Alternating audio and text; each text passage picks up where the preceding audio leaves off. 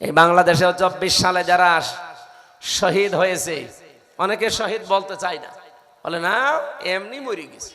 আপনি জান তো দেখি, আপনি এমনি মরে যান। শহীদ আবু সাইদের জীবনের দাম ছিল না? আপনি এরকম বুক পাইতে দেন তো দেখি, কেমন সাহস আপনার। আপনি তো পালিয়েছেন সাহসের ভয়ে, এত সাহস আপনার, পালিয়ে চলে গেছেন। কিন্তু তার কি সাহস আপনি দেখেছেন? শহীদ আবু সাইদ কেউ যদি স্বীকার করতে না চান, ওকে আবার আরেকবার শহীদ হয়ে আপনাকে দেখানো লাগবে। আপনি জানেন শহীদ কি জিনিস? যারে তারে শহীদ বলাও যায় না।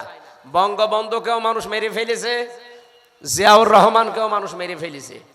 একজনের নাম শুনলে দেখি মানুষ বলে শহীদ জিয়া, আর একজনের নামে আমি আজ পর্যন্ত শুনিনি যে শহীদ বঙ্গবন্ধু।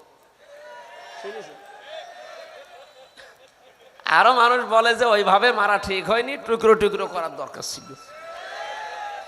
কারণ উনি যা করেছে ৭৪ সালে, এই যে মুরব্বীরা দেখেছে, আমার তো ৯২ সালে জন্ম, খালি শোনা কথা। আর এনা তো ওই সময় দেখেছে ৭৪ সালে দুর্ভিক্ষে মানুষ ৪ লাখ মরে গেছে না খেয়ে, ২৩ লাখ। তো ওনারে যে ওইভাবে মারার পরেও তো মানুষ অন্তত মুখ ফসকে শহীদ বলতে পারে, তাও বলে না। কারণ শহীদ হওয়া লাগবে তো। কি কোরআনে কারিমে রব্বুল আলামিন মুখের উপরে নোটিশ দিয়েছেন, ওয়ালা তাকুলু লিমাই ইয়াকতালু ফি সাবিলিল্লাহি আমওয়াত। সূরা বাকারার ১৫৪ নম্বর আয়াতে আছে, আল্লাহ পাক বলেন মুখের উপরে আইন জারি করলাম, কথা বলবি না। এই কথা কখনোই বলবি না, কেউ বলবি না। ওয়ালা তাকুলু, বহু বচন। দুনিয়ায় কেউ যেন এ কথা না বলে যে যারা শহীদ হয়েছে ওরা মরে গেছে, না। বালা হইয়া ওরা জীবিত, বালা হইয়া ওয়ালা কিল্লা তাশউরুন, কিন্তু তোমরা টের পাও না। মানুষ মুখের পরে যেহেতু অন্তরে ধারণা করতে পারে, এই জন্য অন্তরের ওপরও আল্লাহ আইন জারি করেছেন। ওয়ালা তাহসাবান্নাল্লাযীনা কুতিলু ফি সাবিলিল্লাহি আমওয়াতা। সূরা আলে ইমরান ৪ নম্বর পারা ১১ নম্বর পৃষ্ঠা ৭ নম্বর লাইনের ১৬৯ নম্বর আয়াতের প্রথম অংশে আছে, আল্লাহ বলেন অন্তরে তো, মুখে তো বলা যাবে না, অন্তরে ধারণাও করা যাবে না যে যারা শহীদ হয়েছে ওরা মরে গেছে। বালা হইয়াউন, বরং ওরা জীবিত। ইনদা রাব্বিহিম ইয়ারযাকুন, তারা রবের কাছে রিজিক পাচ্ছে। সুবহানাল্লাহ বলতে পারেন না? আপনি চিন্তা করেছেন কত কঠিন শব্দ এটা, শহীদ। এমনিতে আল্লামা দেলাওয়ার হোসেন সাইদি, তার নামের আগে আমরা শহীদ বলি না। ১৩ বছর আল্লাহ পাক তাকে নেয়নি, জালেমদের হাতে শাহাদতের মরণ আল্লাহ নসিব করে দিয়েছেন। তার সারাটা জীবনের দোয়া ছিল এটা, আল্লাহুম্মা ইন্নী আসআলুকা শাহাদাতান ফি সাবিলিক। আল্লাহ তুমি আর যাই করো আমাকে সাধারণ মরণ দিও না, মরণ দিলে শাহাদতের মরণ দিও। ১৩টা বছর তো মরল না, কষ্ট তো কম পায়নি উনি। অথচ ধোকা দিয়ে বোকা বানিয়ে আবু হানিফার মতো তাকে দিয়েছিল বিষ প্রয়োগ করে, আর এনাকে ইনজেকশন দিয়ে বিদায় করেছে। সুতরাং অনেকে এখনো তাকেও শহীদ বলতে চায় না। আমরা তো আন্দাজে বলি না, কারণ শহীদের যে সংজ্ঞাগুলো আছে, দেওয়াল চাপা পড়ে মরলে তাকে কি বলা হয়? শহীদ। বলেন বলেন, শহীদের মর্যাদা পাবে। সাপে কামড় দিয়ে মরলে শাহাদতের মর্যাদা পাবে, সাগরে ডুবে মরলে শাহাদতের মর্যাদা পাবে। আর জালেমের হাতে বিনা কারণে মারা গেল, আপনি শহীদই বলতে চান না। কিয়ামতের দিন যখন উনি উঠবে তখন টের পাবেন। এই জন্য যারা ২৪ সালে শহীদ হয়েছে, এই মানুষগুলোকে আল্লাহ কিয়ামত পর্যন্ত তার জান্নাতের খাবার খাওয়াবে। আল্লাহ যেন খাওয়ান, কারণ বিশাল একটা বোঝা আমাদের মাথার উপরে তাদের জীবনের কারণে আল্লাহ নামিয়ে দিয়েছে।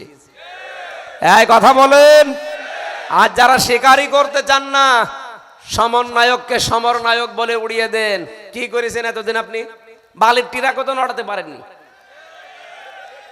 বালির টিরাক নড়াতে পারে না, আর এদের জীবনের মূল্য দিতে চাই না। এ কয়েকজনকে দেখছি তারা খুব লাফালাফি করছে, বিশেষ করে কিশোরগঞ্জের ফজু পাগলা আর চাঁপাই নবাবগঞ্জের দুই চাঁপাবাজ আছে স্বামী স্ত্রী। এদের কোনো কাজ নেই, এদের কাজই শুধু জামাত ইসলাম আর শিবির। আমার মনে হয় ঘুম থেকে উঠে এই স্বপ্ন দিকে। কয়েকদিন আগে পাবনা গিয়েছিলাম, যে দেখে পাগল আর বেশি নেই, সব বের হয়ে চলে গেছে। আমার মনে হয় এইগুলোকে ভরা দরকার, এগুলো ওখানে ভর্তি করে এত বড় বড় ইনজেকশন দেওয়া লাগবে, তখন টের পাবে যে কি হচ্ছে।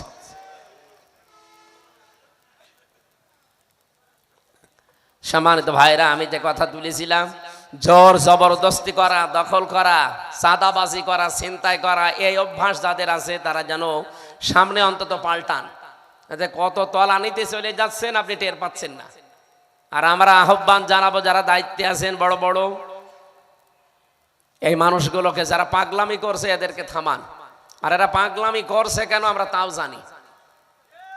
সুতরাং পাগল কেউ যদি পাগল হয়ে যায়, খেপে যায়, তারে আমরা দেখি কুকুর খেপে গেলে কি করে, এত বড় ইনজেকশন দিয়ে মেরে ফেলে। আমার মনে হয় এদেরকেও যদি এরকম কিছু দেওয়া যেত, অন্তত এরকম পাগলামি আর করতো না। কত বড় কথা। আমি শামসুল ইসলাম সাহেবের, শাহজাহান সাহেবের পক্ষে যদি কথা বলি, ভোট চাই, আমি ওনার পক্ষে না, আমার ওনার সাথে রক্তের সম্পর্ক নেই, সম্পর্ক একামতে দিনের। আমি সারা দেশে কোরআনের পক্ষে ভোট চেয়েছি, এইটা নাকি আমার অপরাধ হয়ে গেছে। উনি আমার নিয়ে বক্তব্য পর্যন্ত দিয়েছে হারুন সাহেব আর ওনার স্ত্রী, যে না, কোন ইমাম, কোন আলেম এই দেশে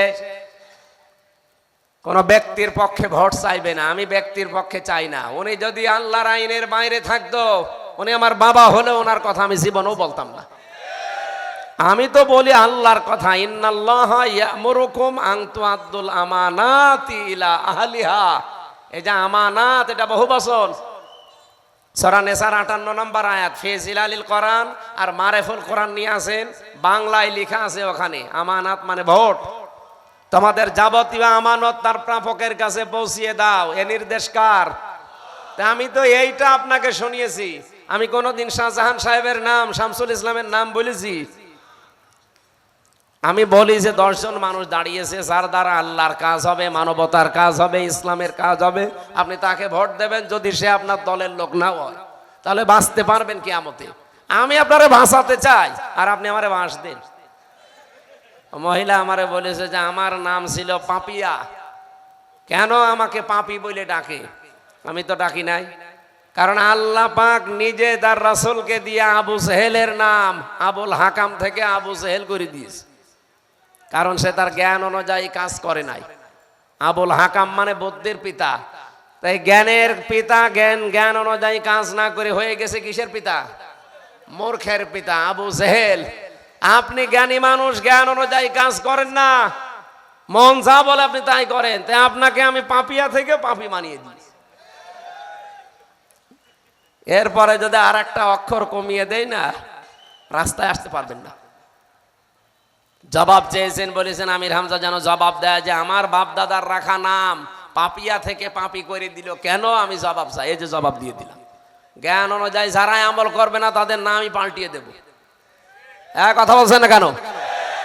বাংলাদেশে যারা জ্ঞান অনুযায়ী আমল করেছে, আপনি দেখেন এই মানুষগুলোরও নাম অনেকে পাল্টিয়ে দিয়েছে। আপনাদের চট্টগ্রামের হাজার হাজার আলেমের উস্তাদ আল্লামা শাহ আহমেদ শফি রহমতুল্লাহ আলাই, তার নাম পর্যন্ত পাল্টিয়ে দিয়েছে জালেমরা। কি দিয়েছে? তেতুল হুজুর। উনি কি তেতুল হুজুর ছিল?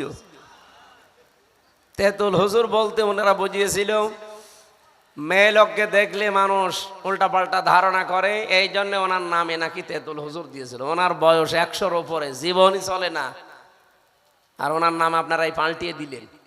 এই যে নাম পরিবর্তনের সংস্কৃতি যারা আরম্ভ করেছিলেন, কি হচ্ছে এখন দেখতে পাচ্ছেন। আগামী থেকে আমরা অনেককে দেখতে পাচ্ছি নাম পরিবর্তনের হিড়িক আবার আরম্ভ করেছি। এই ব্যক্তি পূজা বাদ দেওয়া লাগবে। কি কথা বলছেন? ব্যক্তি পূজা বাদ দেওয়া লাগবে। পূজা হবে শুধুমাত্র কার? আমি আশা করছি যে ইঙ্গিত দিয়েছি আপনি বুঝে ফেলেছেন। এরপরও না বুঝলে এখানে আসেন, কানের নিচে এমন জোরে দুইটা দেব না, আপনি সব বুঝে ফেলবেন। এই দখলদারিত্ব বন্ধ করা লাগবে, বিশেষ করে ছিনতাই, চাঁদাবাজ, যে জিনিস যার না দখল করে নিজের আয়ত্তে নেওয়া যাবে। যারা নিয়েছেন তারা নবীর উম্মত থেকে বের হয়ে গেছেন, এখন তওবা করে ফিরে আসেন। 2 নম্বরে যারা এখনো করছেন তাদের ঠিকানা কোন জায়গা বলেন বলেন? সে যেন জাহান্নামে টিকিট কেটে নিজের জায়গা আসন তৈরি করে রাখলো।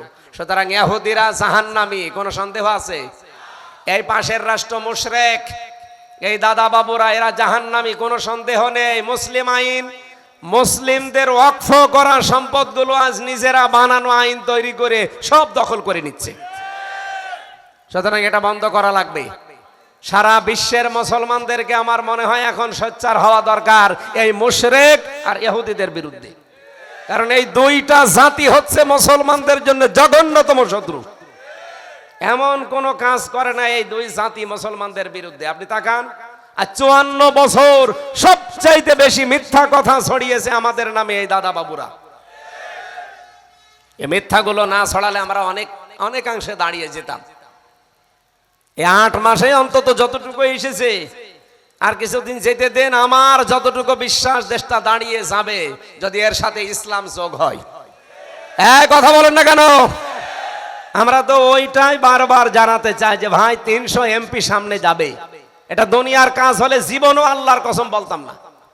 300 এমপি সামনে যাবে, এর ভেতরে 151 জন যদি এরকম মানুষ বানাতে পারেন যারা বুকে কোরআন নিয়ে সংসদে ঢুকবে, সংসদের প্রথম অধিবেশনে এরকম মানুষগুলো যদি একবারে আওয়াজ তোলে, মাননীয় স্পিকার আমরা নামাজের বিল চাই, উনি যদি বলে হাত তোলেন, এরকম 151 জন হাত তুললে বিলটা পাস হয়ে যাবে। তারপরের দিন বাংলাদেশে 18 কোটি মানুষ একবারে নামাজ পড়বে। কথা বলেন না কেন? আপনি ওনারে ভোট দিয়েছিলেন মাত্র একটা, ওনার কারণে যদি নামাজের বিল বাংলাদেশে কায়েম হয়, 18 কোটি মানুষ নামাজ পড়লে প্রতিদিন যে সওয়াব হয়, আপনি একটা ভোট দিয়ে ওই সওয়াব পাবেন। এটা রাজনীতি হয় কি করে? এটা ধর্ম ব্যবসা হয় কি করে? এইটাই তো আসল নীতি।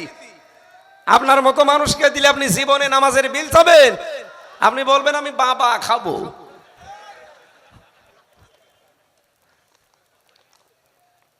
যারা নিষেধ এইভাবে করেছেন, পাগলকে যদি বলা হয় যে শাঁখো নাড়াবি না, ও বলবে আমার মনে ছিল না।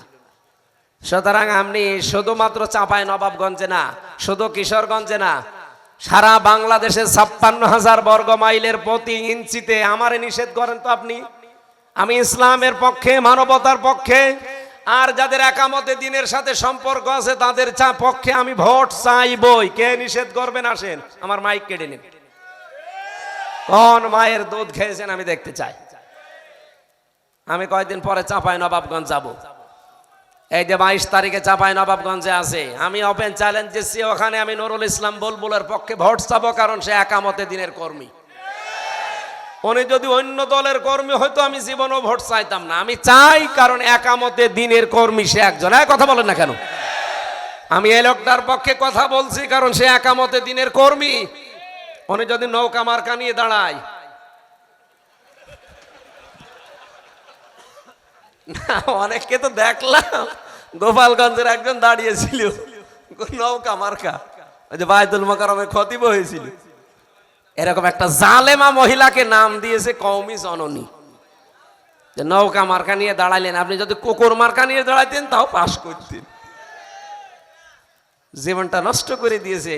ওনার নামে ওই দিন জেলখানায় 76 জন আলেম আমরা সব একযোগে বদদোয়া করিস, যেই দিনে এই জালেমা মহিলাকে কওমি জননী নাম দিয়েছে। আল্লামা মামুনুল হক সহ যত আলেম আমরা ছিলাম, বলছো কইল কিও, হ্যাঁ কওমি মাদ্রাসা নামে এটা ডুবিয়ে ফেললো একেবারে। এখানে আসতে আমার তো বহুবার বাধা দিয়েছে আল্লাহর এক ওলি। কোথায় আছে? আজকে আসেন তো, মাইক কেড়ে নেন, আজকে আসেন। আমি এখানে সহাদা নাকি আছে, সহাদা সদাহা, ওই জায়গায় এসেছিলাম, আমারে কথা বলতে দেননি, মাইক কেড়ে নিয়েছেন। আজকে এসে আমি মাইক ছেড়ে দিচ্ছি, কেড়ে নেন একটু। আমি হ্যাঁ বন্ধ করে দিয়েছে, শুধু এখানে না, আমার 100টা মাহফিলের মানে 99টা বন্ধ হয়ে যেত। এখন 100টার 100টাই হচ্ছে, আরো 120টা হচ্ছে। একটু কথা বলতে দিন, ঠিক আছে? ও সব পালিয়েছে, আর শত্রু নেই।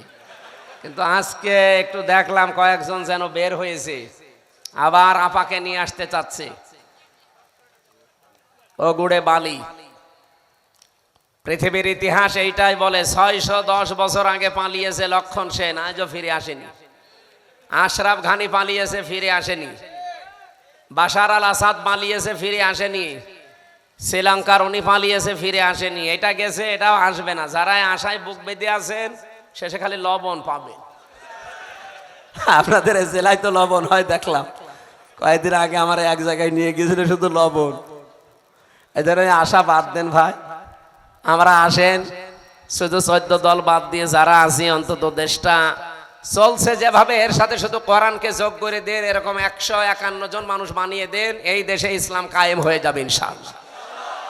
আন্তর্জাতিক যত রকমের ষড়যন্ত্র আছে, দেশের মুসলমানেরা তাদের ঈমান দিয়ে মোকাবেলা করতে পারবে ইনশাআল্লাহ। জীবনে তো বহু কিছুই দেখলাম, আমার এই ছোট্ট জীবন আমি কম দেখি নাই। আমি শুধু শুনেছি আর দেখেছি। বাবা চালিয়েছিল, শুনলেন না? স্বামী চালিয়েছিল, চাচা চালিয়েছে, 9 বছর 10 বছর জেল কেটেছে। স্বামী চালিয়েছে, আপা চালিয়েছে, ববু চালিয়েছে, ভাবিও চালিয়েছে। শুধু এখন বাকি আছে কোরআন শরীফ দিয়ে দেশটা চললে কেমন দেখা যায়। এটা একটু দেখতে চান না? আর একটু মনেও লাগে না যে দেখি কেমন লাগে? এটা এবার দেখা লাগবে ইনশাআল্লাহ। আলহামদুলিল্লাহ, আমরা বিশ্বাস এবার আল্লাহ দেবে। আর এবার যদি ভুল হয় না, 100 বছরের সুযোগ আল্লাহ আর দেবে না, কারণ বারবার আল্লাহ সুযোগ দেয় না। এই জন্য বারবার বলছে যে এরকম মানুষ 151 জন পাঠিয়ে দেন। দেখেন দুনিয়া মিনি জান্নাত হয়ে যাবে বাংলাদেশটা। জান্নাত তো দেখেননি, দেখতে পারবেন যে জান্নাত কেমন হয়। এটা মিনি জান্নাত হয়ে যাবে ইনশাআল্লাহ। কারণ এনাদের রেকর্ড অন্তত আছে, মাওলানা মতিয়ার রহমান নিজামী মন্ত্রিত্ব চালিয়ে 36 টাকা ফেরত দিয়েছে। সেসব অনুসারী না? এক কথা বলেন না কেন? আর আমরা এই চট্টগ্রামের একজনকে চিনি, সে 620টা বাড়ি বানিয়েছে। কয়েকদিন আগে আমি ছিলাম মালয়েশিয়া, সিঙ্গাপুর, থাইল্যান্ড ঘুরছিলাম। তো হোটেলে উঠতাম, তো যে হোটেলে উঠি দেখে নিচে বসে দুইজন চা খাচ্ছে। কি গো এখানে? হুজুর আমরা আগেই পালিয়েছি। পালাবেন কেন? আপনার না 620টা বাড়ি, একটা বাড়িতে তো থাকতে পারেন না। আমার মনে হয় 8 মাস থাকলে ও আরো 100টা বাড়ি বানাইতো। চট্টগ্রামে বাড়ি না? আনোয়ারা যাই চট্টগ্রাম জানি আমরা। কত বাড়ি লাগে আপনার? আমার একটা বাড়ি কুষ্টিয়ায়, বাবার বাড়ি, তাই আমি থাকতে পারি না। আর হাসিনা তো 3 বছর থাকতেও দেয়নি, রেগেছে একেবারে সেই ফাঁসির কন্ডেম সেলের ভেতরে। আর আপনার 620টা বাড়ি। মানুষের জীবনে কি বুঝি না, কি চিন্তা ভাবনা করে এরা। এক এক বাড়িতে যদি 2 বছর করে থাকে, তাও তো 620টা বাড়ি, কত বছর লাগবে? 1240 বছর। কমন সেন্সের কমন বাদ দিলে যদি সেন্স থাকে, তাও তো এত বাড়ি লোকটার বানানো কথা না। এই জন্য ওখান থেকে শিক্ষা নেবেন। আগামীতে অনেকে এরকম খাই খাই করছে দেখছি, কিচ্ছু চাই না, কিচ্ছু চাই না। কি চাস? নির্বাচন চাই। আরে নির্বাচন তো আমরাও চাই, তো সংস্কার না করে নির্বাচন দিলে ওই আগে যা ছিল দিনের ভোট রাতে ওইটাই হবে। কারণ চট্টগ্রামের ডিসি গেছে কুষ্টিয়ায়, কুষ্টিয়ার ডিসি এসেছে কুমিল্লায়, কুমিল্লাটা গেছে কুড়িগ্রাম। জিনিস তো একই আছে, খালি চেয়ার পাল্টিয়েছে। আমরা চাই 1628 জন মানুষ এদেশের দায়িত্বে ছিল, একটাও যেন চেয়ারে না থাকে। প্রত্যেককেই পাল্টানো লাগবে। ওখান থেকে পাঠিয়ে যারা এই বৈষম্যের শিকার ছিল তাদেরকে ওখানে বসান। নির্বাচন 5 দিন পরে না, কালকেই দেন, আমরা রাজি আছি। এই কথা বলুন। আর এটা না করে আবার দিয়ে দেবেন, ওই দিনের ভোট আবার রাতে হয়ে যাবে। আমি নিজে তো সাক্ষী। 33 বছর বয়স আমার। 18 বছর থেকে ভোট দিতে পারলে 3 বার আমি ভোট দিতে পারতাম, একবারও পারি না। তার মানে দেশে ভোট হয়েছে? জীবনে যে ভোট কেমন করে দেয় তাই তো জানি না। এত বড় অধিকার থেকে বঞ্চিত করে আবার ওই ষড়যন্ত্রে যারা মেতে উঠতে চাচ্ছেন না, এটা আর দেশের মানুষ ওইভাবে করতে দেবে না। অনেকে বলছে এটা জামাত ইসলামের কথা, শিবিরের কথা। কে বলিস আপনাকে? আপনি জরিপ চালান। এই যে কয়েকদিন আগে জরিপ বের হয়েছিল, বাংলাদেশের এখন 100 জনের 77 জন মানুষ বলছে যে আমরা সংস্কার না করে নির্বাচন চাই না। আর যারা বলছে ওরা ওই খায় খায় পার্টি। একটা উপন্যাস পড়েছিলাম, স্ত্রী বাসর রাতে বসে আছে, দাদি শাশুড়ি বলছে, ওই বৌমা কি করবা আমি জানি না, আমার কিন্তু পুতি চাই। বলছে দাদি শাশুড়ি আপনি আমার একটু সময় দেবেন না? শাশুড়ি এসে বলছে, বৌমা আমার কিন্তু নাতি চাই। বলছে মা আপনি ওই কথা বললেন, আমার সময় দেবেন না? দেবর আর ননদ এসে বলছে, ভাবি আমাদের কিন্তু ভাতিজা চাই। বলছে আরে সময় দাও। স্বামী এসে এবার বলছে, আমি ঘুমিয়ে পড়লাম, আমার বেবি চাই। ও ঘুমটা ফেলে দিয়ে বলছে, সব কি পাগলের বংশ? কারো বেবি চাই, কারো ভাতিজা চাই, কারো ভতি চাই, কারো নাতি চাই। তুমি এসে ঘুমিয়ে পড়লে আমি কি ডাউনলোড করে নিয়ে আসবো? আমার সময় দেওয়া লাগবে না? কাজ কারবার নেই, সময় নেই, আর কারো নাতি চাই, ভতি চাই, সব ভাতিজা চাই, বেবি চাই। আমি পাবো কোথায়? অন্তত 10 মাস 10 দিন সময় দেওয়া লাগবে না? কয় মাস হয়েছে? 8 মাস আজ মনে হয় 10 দিন, তারপরও 3 দিন বাদ দিন, 8 মাস 7 দিন চলছে। যে এখন সন্তান হবে? 10 মাস 10 দিন হোক অন্তত। আর যেগুলো পরিষ্কার পরিচ্ছন্ন করা দরকার সব পাল্টিয়ে ফেলেন, এরপরে কালকেই দিয়ে দেন, আমরা রাজি আছি, আমাদের কোনো কথা নেই। এরপরও যদি কেউ মন খারাপ করেন, আমরা বুঝবো যে না আপনি আবার ওই খাই খাই পার্টির মতো আরম্ভ করেছেন। আপনাকে আমি একটা সতর্ক বাণী শোনাচ্ছি, যদি ওই রকমই মন মানসিকতা থাকে। সূরা নাহাল না সূরা নমল 19 নাম্বার পারা 20 নাম্বার পৃষ্ঠা 7 নাম্বার লাইনের 52 নাম্বার আয়াত একটু বাড়ি যেয়ে পড়বেন। সবার জন্য বলছি, এই আয়াতটা সবার জন্য দরকার, বিশেষ করে যারা এই খাবো খাবো করছেন। ফাতিলকা বুয়ুতুহুম খাওবিয়াতাম বিমা যালামু। আল্লাহ বলেন এই সেই ঘরগুলো, আল্লাহ জানে আঙ্গুল দিয়ে দেখাচ্ছেন, এই সেই ঘরগুলো খাওবিয়াতান জনশূন্য হয়ে গেছে, পরিত্যক্ত হয়ে পড়ে আছে। বিমা যালামু এই জালেমদের জুলুমের কারণে। যেখানে জুলুম করা হয় এই জায়গা পর্যন্ত আল্লাহ অভিশপ্ত বানিয়ে দেয়। এজন্য হজে যারা যায় দেখবেন একটা জায়গা আছে, ওখানে একটু দৌড়ানো লাগে, কারণ ওই জায়গাটা অভিশপ্ত জায়গা। এই বাংলাদেশে যেখানে যেখানে জুলুম হয়েছে ওই জায়গাগুলোকে আল্লাহ দেখেন আপনি তাকিয়ে এত বড় নিকৃষ্ট জায়গা বানিয়ে দিয়েছে। মাঝে মাঝেই দেখি সেখানে আযাব নাজিল হয়। এই যে ফেব্রুয়ারির 5 তারিখে নাজিল হয়েছিল আযাবুল বুলডোজার, কি নাম? আযাবুল বুলডোজার নাজিল হয়ে সব গড়িয়ে দিয়েছে। কারো ছিল 32, তারে বানিয়েছে 33। আমার কুষ্টিয়ার হানিফ সাহেবের বাড়ির দিকে তাকান, ও বাড়ির পায়খানার প্যান পর্যন্ত খুলি নিয়ে চলে গেছে। মাঝে মাঝে ভাবি যে ওর পায়খানার প্যানও মানুষ রাখলো না। কারণটা খুঁজে পেয়েছি আমি, এই দেশের অধিকাংশ এই ফ্যাসিস্ট যারা জালেমদের দোসর যারা দেখবেন ওদের বাড়ির নিচে টর্চার সেল পাওয়া যায়। আপনি দেখবেন খোঁজ করে পাওয়া যায়। কারণ আমি বলেছিলাম যে খাওবিয়াতান বিমা যালামু, যেখানে জুলুম হয় ওই জায়গাটা শুধু আল্লাহ উজাড় গৃহ বানিয়ে দেয় না, ওই জায়গাকে আল্লাহ অভিশপ্ত বানিয়ে দেয়। এ পর্যন্ত আল্লাহ যদি শেষ করে দিতেন আমি বলতাম না আয়াতটা। এরপরে আমাদের জন্য আল্লাহ পাক বলেন, ইন্না ফি যালিকা লাআয়াতাল লিকাওমিন ইয়ালামুন। এখানে ইন্না দিয়ে আয়াত শুরু আর লামে তাকিদ মাঝখানে আছে। যারা আরবি গ্রামার বোঝে জিজ্ঞাসা করেন, ইন্না ফি যালিকা লাআয়াতান, আল্লাহ গ্যারান্টি দিয়েছেন 2 বার। অবশ্যই অবশ্যই এর ভেতরে শিক্ষা আছে যারা জ্ঞানী তাদের জন্যে। কি শিক্ষা এর ভেতরে?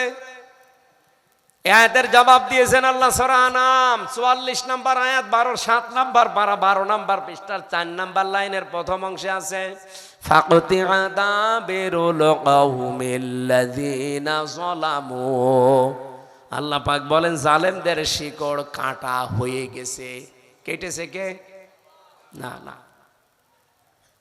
কতিয়া এটা মজহুলের ফাইল জানা নেই, কর্তা কে কেউ জানে না। আপনি সারা বাংলাদেশে জালেমদের বাড়ি ঘরের দিকে তাকান, এই এলাকার খবর আমি জানি না, আমার কুষ্টিয়ার দিকে তাকান, ইনোর বাড়ি, হানিফের বাড়ি, কামারুলের বাড়ি, বাড়ি আর বাড়ি নেই, মনে হচ্ছে মরুভূমি হয়ে গেছে। তো কল্যকে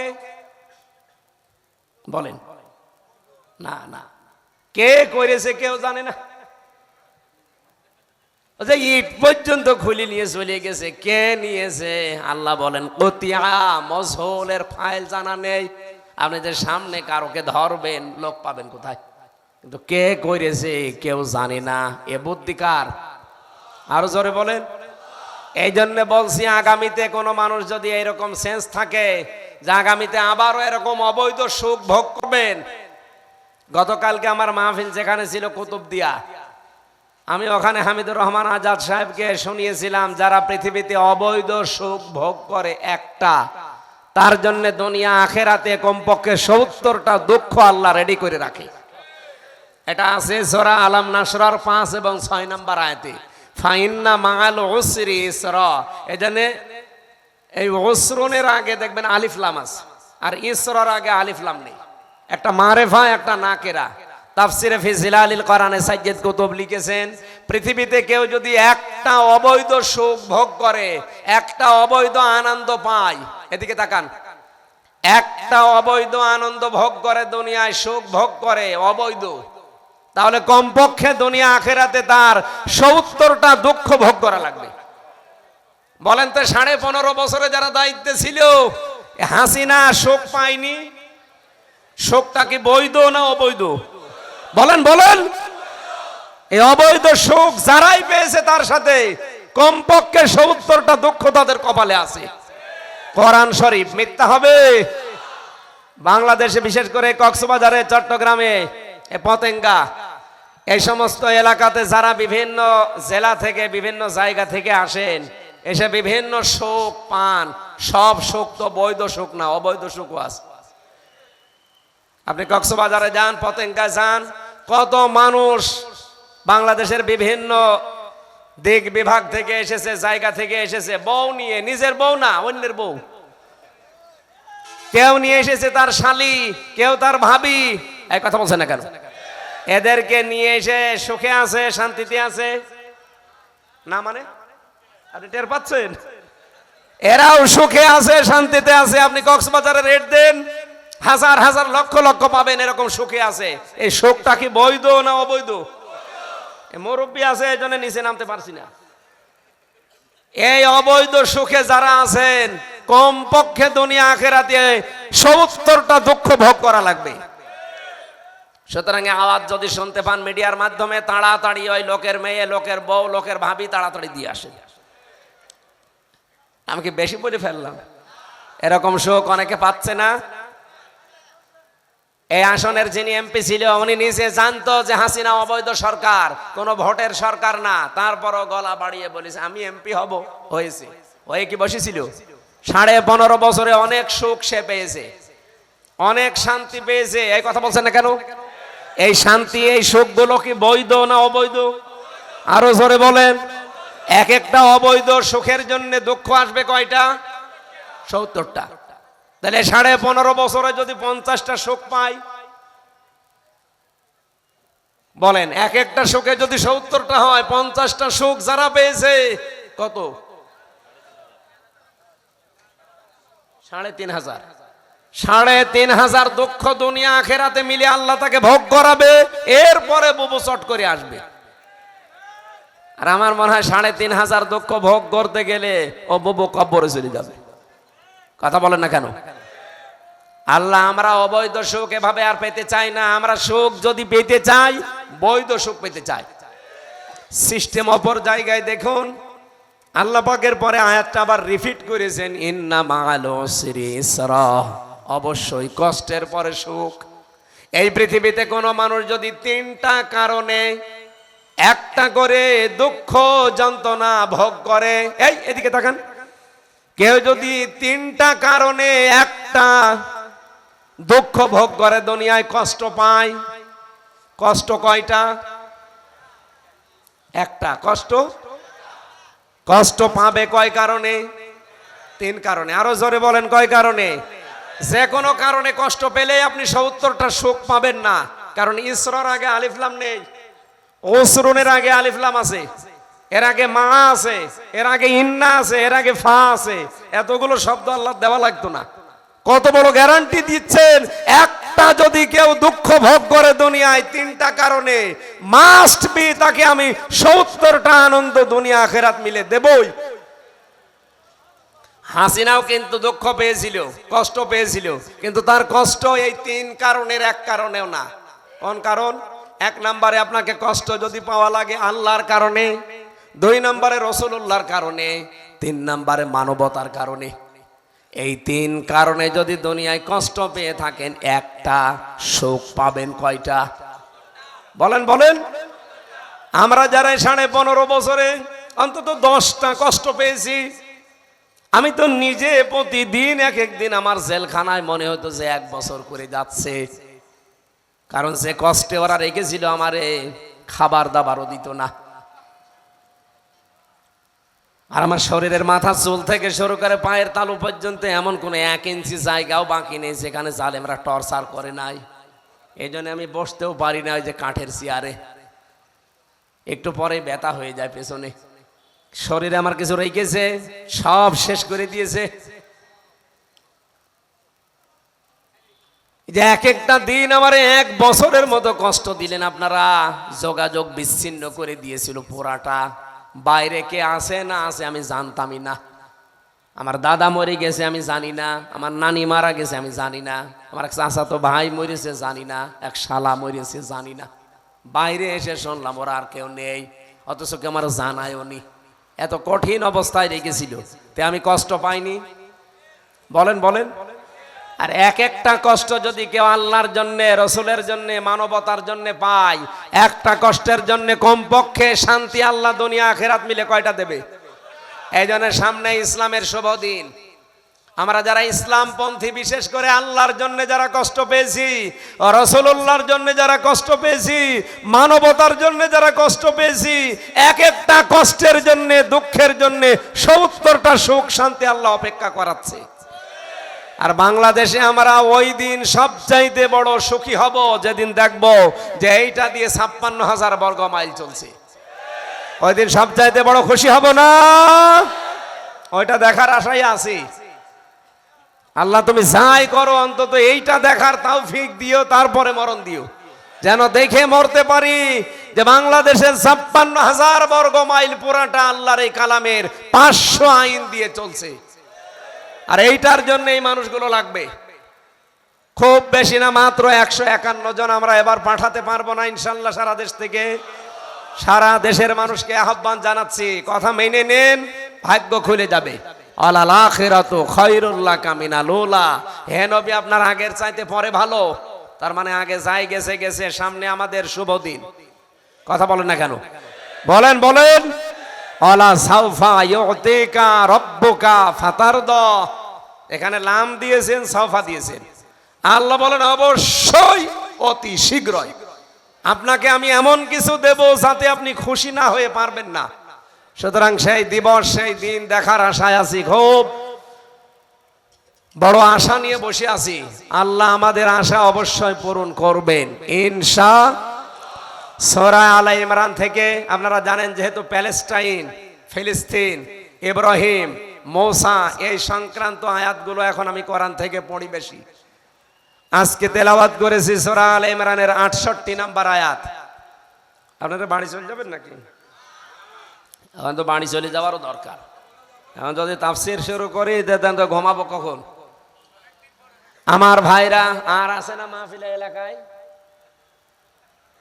প্যারেড ময়দানে আছে, প্যারেড ময়দানে আগামীতে আবার প্যারেড ময়দান। এখানে চুনতি কোথায়? ওই চুনতি শুনলাম যে 19 দিন ব্যাপী একটা অনুষ্ঠান হয়। 18তম দিনে আমারে কল দিয়েছিল যে 18তম দিনে আপনি থাকবেন। কত দূর এখান থেকে? ওই 20 কিলো। এত দূর থেকে মানুষ যাবে তো আবার? ওই জায়গায় যদি আসে ইনশাল্লাহ কথা মন খুলে, ওখানে এসার পরে তুলে দেয় নাকি শুনলাম, এসার পরে উঠবো একেবারে যতক্ষণ পারি গলায় কোলায় ততক্ষণ চালাবো ইনশাল্লাহ। আজকে আমি খুব তাড়াতাড়ি আয়াতের তাফসিরের মূল কথাগুলো বলার চেষ্টা চালাচ্ছি। তাফসিরের মূল নীতি, উসুলে তাফসিরের 15টা মূল নীতি আছে, এগুলো সামনে বললে এরপরে কোনো আয়াত থেকে আগে পরে সম্পর্ক কি আছে, রিলেটেড কি আছে, ওইটা আগে জানা লাগে। একটা আয়াত থেকে তাফসির করলেই বোঝা যায় না। আজকে যে আয়াত পড়েছি এর আগে আল্লাহ ইব্রাহিম নবী আলাইহিস সালামের পরিচয় তুলে ধরেছেন পৃথিবীর মানুষের সামনে। মা কানা ইব্রাহিম ইয়াহুদিয়্যা ওয়ালা নাসরানিয়্যা ওয়ালাকিন কানা হানিফাম মুসলিমা ওয়া মা কানা মিনাল মুশরিকিন। রব্বুল আলামিন বলেন, পৃথিবীর ইহুদি খ্রিস্টান যারা দাবি করছে আজ দুনিয়াতে আসল ইহুদি আসল খ্রিস্টান আর নেই, সব মুশরিক। এক কথায় সব মুশরিক। কথা বুঝতেছেন? এখন যারা আছে পৃথিবীতে এক কথায় সব মুশরিক, যদিও তাদের নিজেদেরকে ইহুদি নিজেদেরকে খ্রিস্টান বলে দাবি করে না। ইহুদিদের আচরণ এইটা না, খ্রিস্টানদের আচরণ এইটা না। আজ যারা এগুলো দাবি করছেন আপনারা নিজেরা এখন দাবি করতে পারেন আপনারা মুশরিক, কারণ আপনারা শিরিক করেন। ইহুদিরা এই পৃথিবীতে হযরতে উযাইর আলাইহিস সালামকে আল্লাহর সন্তান বলে তারা অলরেডি মুশরিক হয়ে গেছে। খ্রিস্টান যারা তারা তৃত্ববাদে বিশ্বাস করে, হযরতে মরিয়মকে তারা আল্লাহর স্ত্রী মনে করে, হযরতে ঈসাকে তারা আল্লাহর সন্তান মনে করে। বলেন নাউজুবিল্লাহ।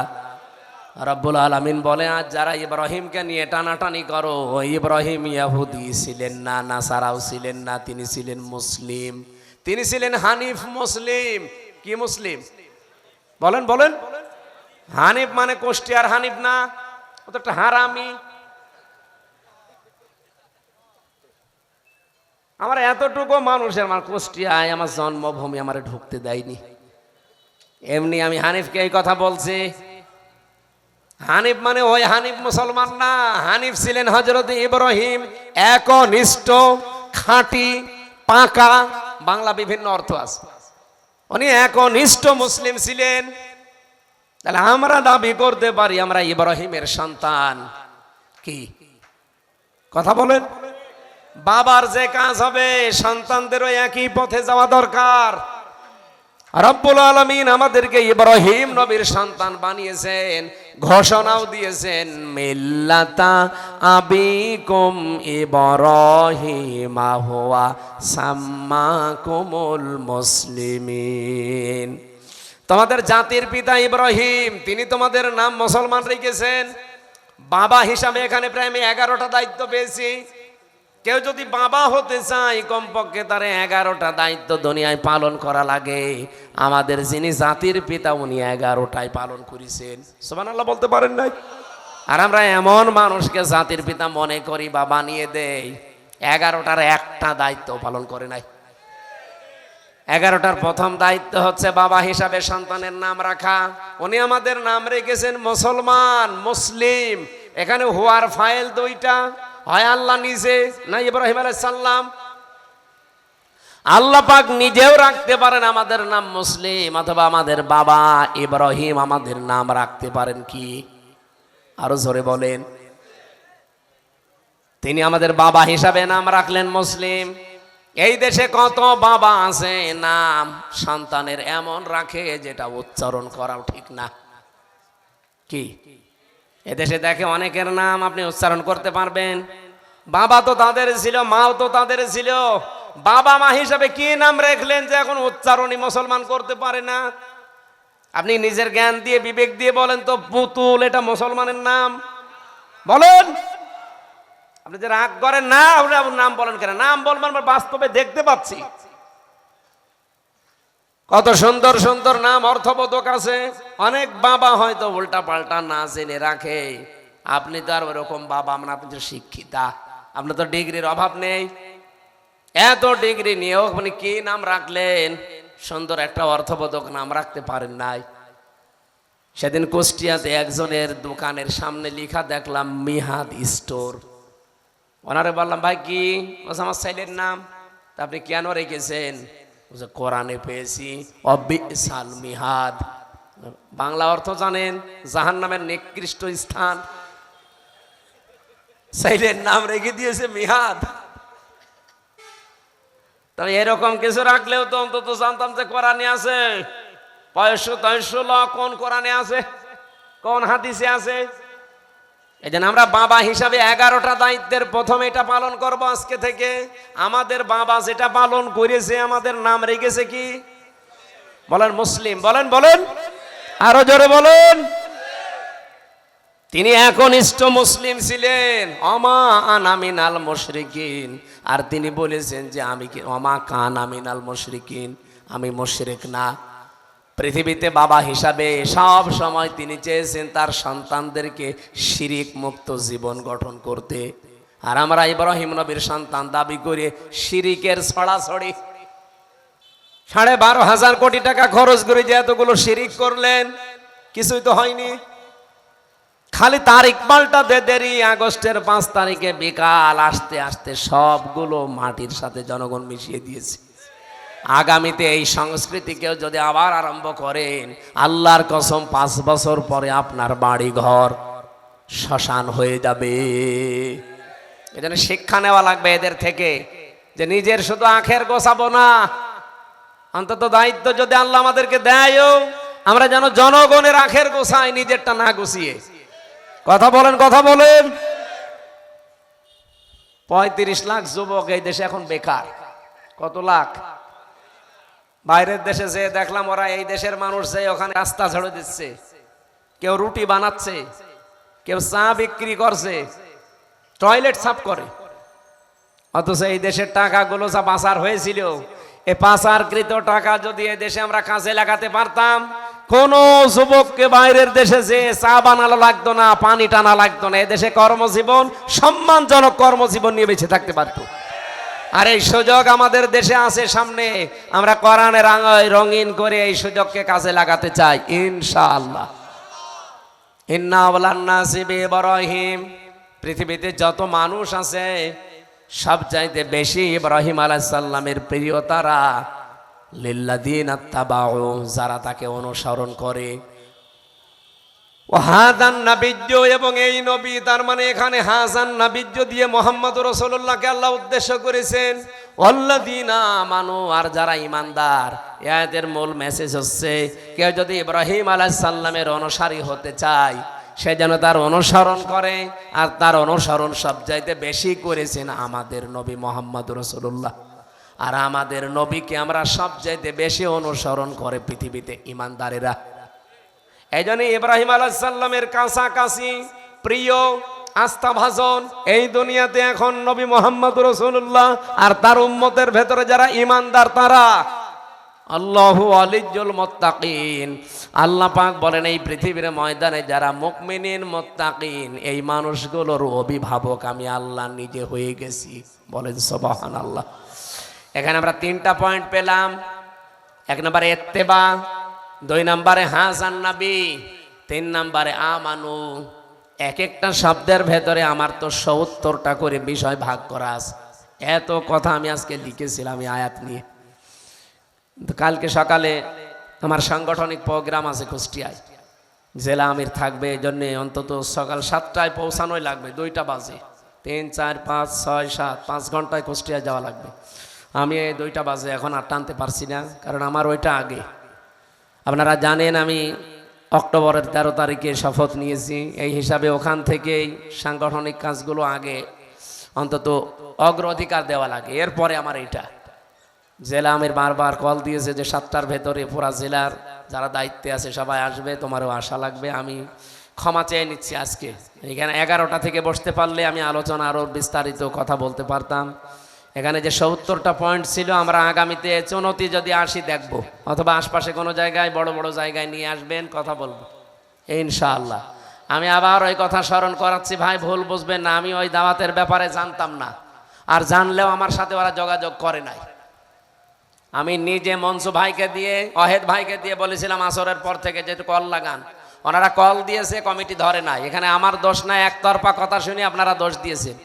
এই জন্য বলছি আগামী থেকে সারা বাংলাদেশের যেখানেই নিয়ে যাবেন আমির হামজা নামে এই মানুষটাকে, জেলা আমির জেলা সেক্রেটারি, থানা আমির থানা সেক্রেটারিকে বলে রাখবেন, অথবা রাজনৈতিক কোনো দলের যারা দায়িত্বশীল তাদেরকে বলবেন।